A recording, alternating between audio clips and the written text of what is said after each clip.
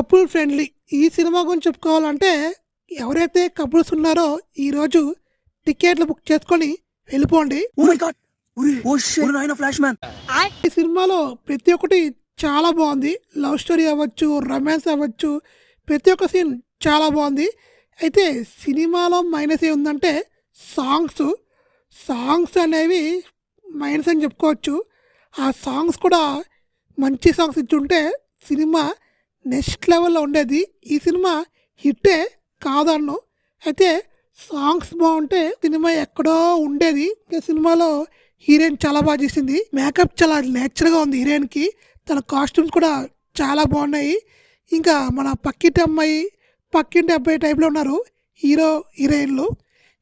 వాళ్ళ బెస్ట్ వాళ్ళైతే ఇచ్చారు.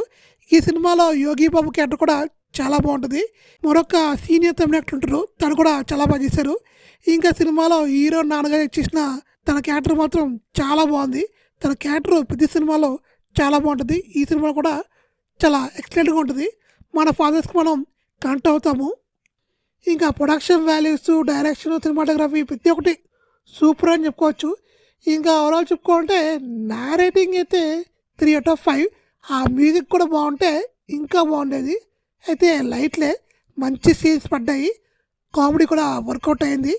ఇంకా ఎమోషన్ సీన్స్, రొమాంటిక్ సీన్స్ ఇవన్నీ కూడా చాలా బాగా వర్కౌట్ అయినాయి.